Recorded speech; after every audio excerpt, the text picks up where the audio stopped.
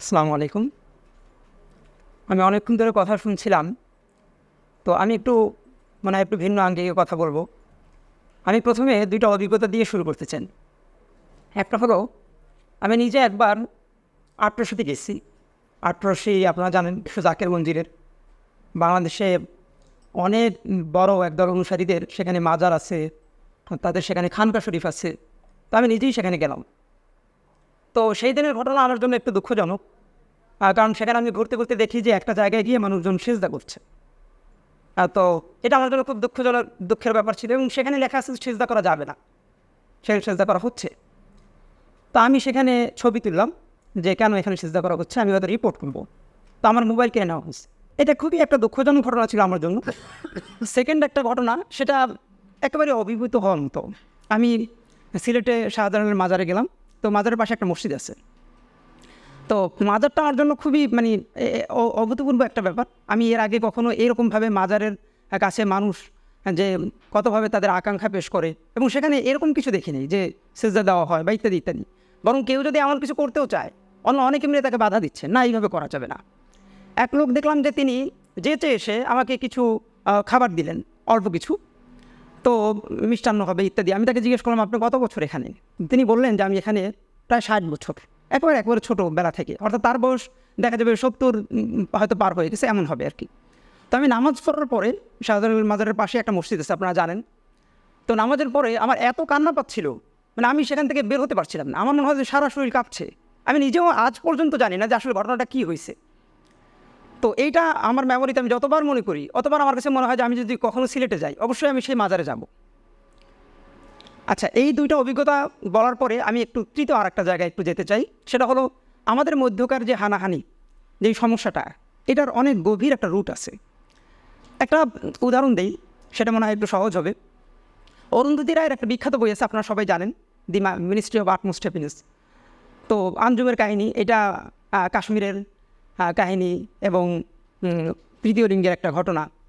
তো এইটার মধ্য দিয়ে তিনি হুট করে একটা জায়গায় একটা গল্প আনছেন যে একজন ব্যক্তি, তিনি আত্মহত্যা করতে যাবেন। আপনারা যারা পড়ছেন তারা নিশ্চয়ই রিলেট করতে পারবেন। তো অন্য একজন তাকে জিজ্ঞেস করছেন যে, ভাই আপনি কেন আত্মহত্যা করছেন?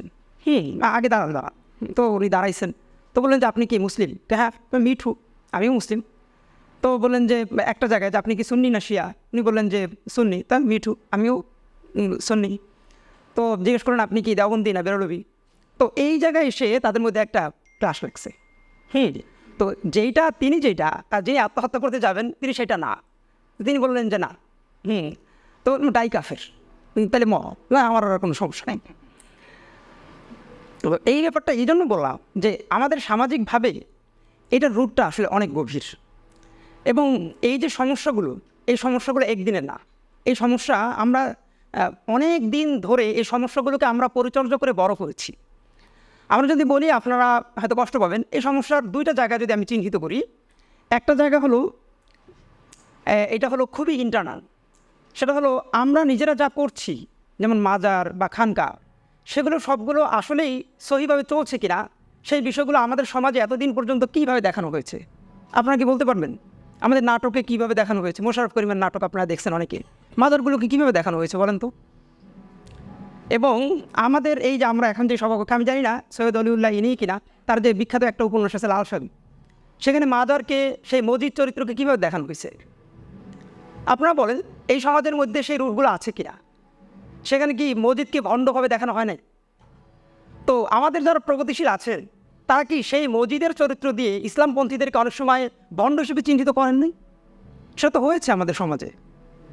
তো এইটা কিন্তু আমাদের সমাজে আছে, এবং নানানভাবে যারা মাজারপন্থী আছেন কিংবা যারা তাদেরকে ভালোবাসেন, বাংলাদেশে কিন্তু ঠিক উল্টোভাবেও আর একটা ঘটনা সেখানে ছিল, যে বিপুল মানুষ মাজারের নাম দিয়ে তারা ব্যবসা করছে, তারা নারীদেরকে হেনস্থা করছে, সেখানে একটা মাফিয়া গ্রুপের বসবাস হচ্ছে, তাদের একটা গ্রুপ সেখানে কাজ করছে। এটা কিন্তু বাংলাদেশে ঘটছে। আমরা যে নাটকের চরিত্রে বা নানান জায়গায় যেটা দেখছি, আজব আজব নামের মাজার আছে বাংলাদেশে, কাউয়াশা, কল্লাশা, এটা কিন্তু নানান টাইপের মাজার আছে বাংলাদেশে, এবং যেগুলোর আসলে এটার মধ্যে কে আছেন, আসলে নাই কিনা, কিংবা কোথাও হুট করে কেউ মনে চাইনি যে আমরা সেখানে ভক্তি করব, আসলে এখানে মাজার হওয়ার যোগ্য কিনা, সেই ব্যক্তিকে আমরা কি সেগুলোকে ট্রেস করেছি? ইভেন আমাদের বাংলাদেশে যেখানে জিয়াউর রহমান সাহেবের মতো একজন বিখ্যাত মানুষ, যিনি মুক্তিযোদ্ধা, বাংলাদেশের স্থপতিদের অন্যতম, বাংলাদেশের স্থপতি যদি আমি নাও বলি, তারপরেও বাংলাদেশের মুক্তিযুদ্ধের তিনি অন্যতম একজন নায়ক, তার কবর সেখানে আছে কিনা বা তার লাশ আছে কিনা সেটা নিয়েও তো কথা হয়েছে, নাকি হয় নাই? তো সেখানে বাংলাদেশে যে এত মাজার বা এত খানকা, সেখানে কয়জনের আসলেই তারা এখানে এক্সিস্ট করে কিনা, সেগুলো নিয়ে কি আমাদের কোনো গবেষণা হয়েছে? তো এগুলো দরকার ছিল কিনা, যে কেউ যে কোনো জায়গা থেকে একটা মাজার করে নিলেই কি আমরা সেখানে ভক্তি করা শুরু করব? আসলে সেটা মাজার হওয়ার যোগ্য কিনা সেটাকে আমাদের গবেষণার উপাদান হওয়া উচিত না? অন্তত গুজবের মতো হলেও কি সাংবাদিকরা সেখানে খোঁজ খবর নেবেন না যে এখানে আসলে কি আছে কি নেই? এটা দরকার ছিল। তো এইটা আমাদের আসলে সমাজের মধ্যে হয় নাই, বরঞ্চ এই রুটগুলোকে জিইয়ে রাখা হয়েছে আমাদের মধ্যে নানান সময়। এখন যারা বলছি যে এই মাজার ভাঙা নিয়ে, আমি একদম ক্লিয়ারলি বলতে চাই যে মাজার যারা ভাঙেন, তারা কিন্তু শুধু মাজারে আঘাত করেন না, অসংখ্য মানুষের হৃদয়ে তারা আঘাত করেন।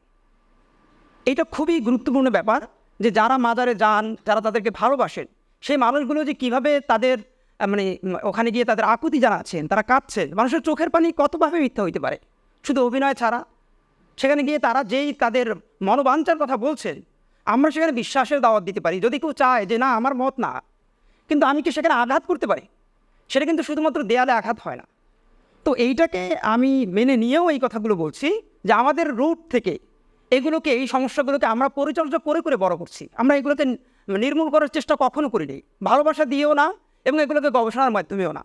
আমাদের সিলেবাসের মধ্যে তো লাল সালু উপন্যাস তো আছে, নাকি নাই? তো সেই উপন্যাস নিয়ে আমরা কী বলেছি? দীর্ঘদিন পর্যন্ত ইসলামপন্থীদেরকে শুধু লাল সালু উপন্যাসের উদাহরণ দিয়ে ভণ্ড বলা হয়েছে।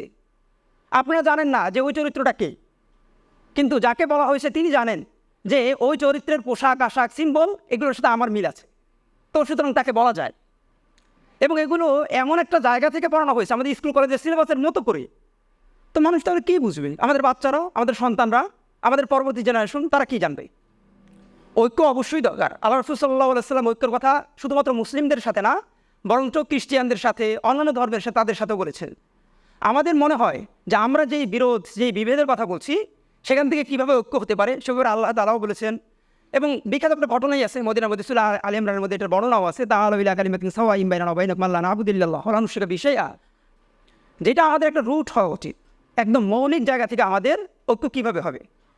আল্লাহ রাসূল সাল্লাল্লাহু আলাইহি ওয়াসাল্লাম খ্রিস্টিয়ানদেরকে তখন বলছেন যে আসো আমরা একটা কথার মধ্যে আসি, এমন একটা বক্তব্যের মধ্যে আমরা একমত পোষণ করি যেখানের মধ্যে তোমরা এবং আমরা আসলেই সবসময়ের জন্য এক। আল্লাহ না'বুদু ইল্লাল্লাহ, আমরা আল্লাহ ছাড়া আর কাউকে ইবাদত করবো না। ওয়া লা নুশরিকা বিহি শাইআ, অন্য কারোর সাথে আমরা শিরক করবো না। কাউকে আমরা আল্লাহর সমকক্ষ মনে করবো না। এটা কি ভুল এই বিশ্বাস? এবং তিনি বলছেন যে এটা তোমরাও বিশ্বাস করো, এটা আমিও বিশ্বাস করি, আসো আমরা এই ব্যাপারে আমরা ঐক্য গ্রহণ করি। এবং যদি তোমরা না করো ফাইন তাওয়াল্লাহ, যদি তোমরা সেটা না করো, তাহলে এইটা জেনে রাখো আমি সাক্ষী দিচ্ছি আমি একজন মুসলিম।